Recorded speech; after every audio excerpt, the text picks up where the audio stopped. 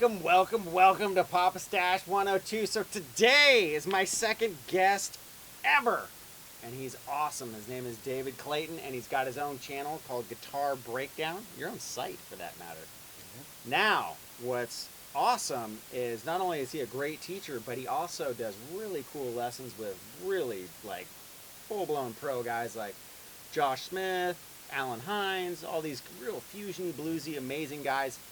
Then Don't to make things Phil X. Phil, how could you forget Phil X? I mean, come on, right? And wait, there's more. Today only, you get those broken down slows, right? So not only now the Greek gods of guitar are now brought down to our mere mortal level, and you can teach it. You teach it really well and slow, so it actually feels like, oh yeah, I might be able to play one or two of these licks. I think that's the point. I mean, you know, I grew up learning these crazy licks and being intimidated by them too, but then after you do it so long, you realize that it's only notes. It's possible. You know? Yeah. With a lot of practice, as long as you play it slow. And don't play your guitar next to a window because it might eventually end up outside. But there's going to be links below.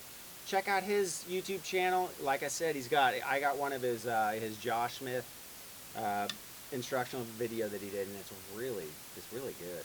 And he's amazing. So if you guys don't know, he'll introduce you to a bunch of really amazing players you might not have ever heard of, but once you do, you'll be really glad you heard of them. I was glad I met him. Yeah, I bet. All right, so let's zoom in for a closer look and have him break down some of his licks.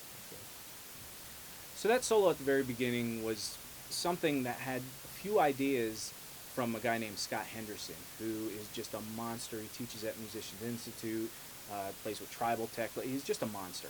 And very blues-based, but he throws in a lot of these horn lines, chromaticisms, and some of those ideas came out of a solo that he played at the Baked Potato. And I did a little lesson on it, so if you want to see that, check the link below. It's got a tab and transcription to it, so if you want to learn those crazy full-on lines, it's there. But what I want to talk about right now is the basics of chromaticism. It's something that's not too crazy. A lot of people get intimidated by it, but you're really just filling in the gaps. Like say A minor pentatonic, right? You're just filling in those notes. Or this technique, which is really cool, is it's called enclosures. So you're targeting a note, but you're enclosing it with a note above and below. So this, if you take A minor pentatonic, you have an A note there, and you're just going a half step above, half step below to the note. And you can do that on all your pentatonic notes. Right? You can do that all the way up. Well, what we're going to do here is I'm going to show you a little lick that is a basic pentatonic lick.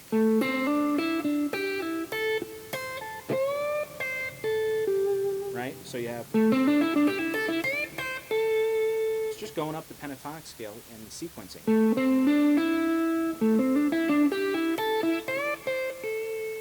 Right? But we're going to start out with an enclosure. So that first note, instead of just going, we're going to go. So you're just going a half step above that 7th fret on the D string, the A note. Right? Half step above, half step below, target note.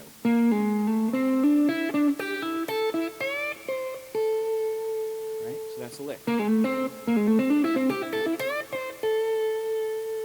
So then real slow, it's just... So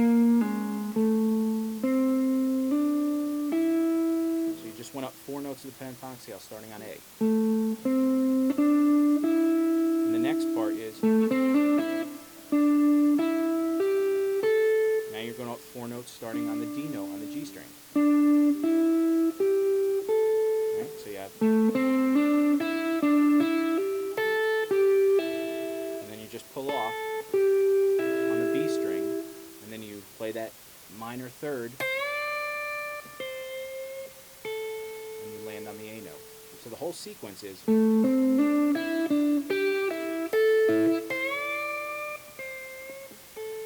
But you're starting with the enclosure.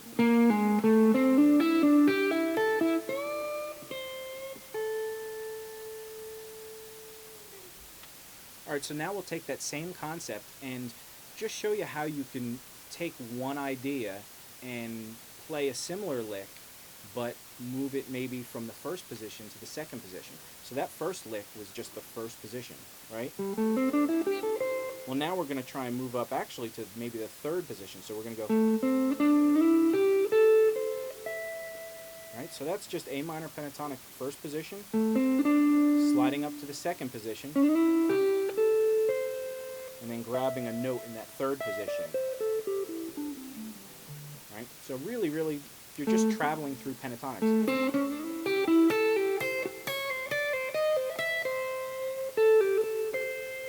And right there, I did that little chromatic thing. You're just walking up every note on the E string. And down pentatonics. But what we're going to do is, again, we're going to start the lick off with that enclosure. So we're starting on the A note again.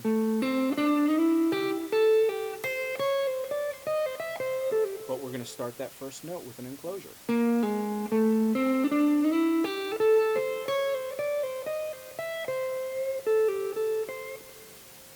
Right? And what it does, it just gives it almost gives it driving momentum. Because you're kind of, instead of just doing that lick, it's kind of like you're prefacing the note with a few extra notes.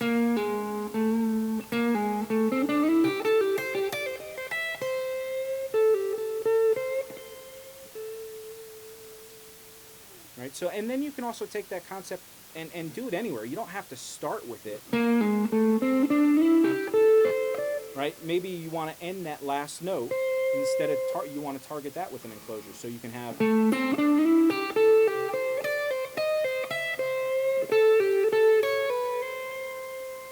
you can just, any note you can enclose with a half step above and a half step below. One point of that really can help make this sound good is you want to try and hit that target note on a downbeat.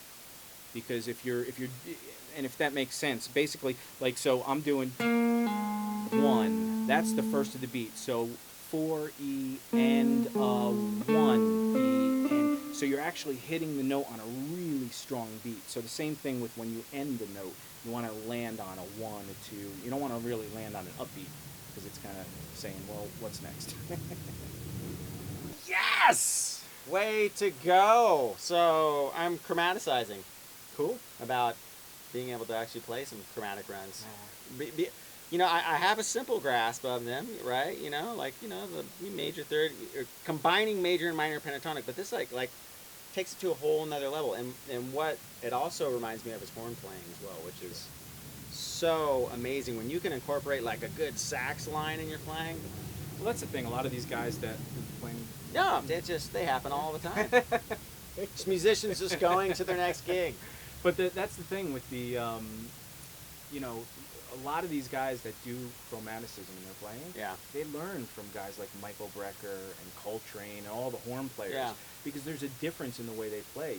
When you're playing a reed instrument and you're blowing into it, you have to stop at certain points. Yeah. And the fingerings are totally different. So those chromatic notes are easily accessible. Yeah.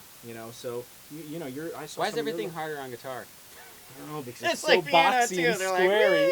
Oh, totally. But you did lessons on the major and minor, mixing those things and everything.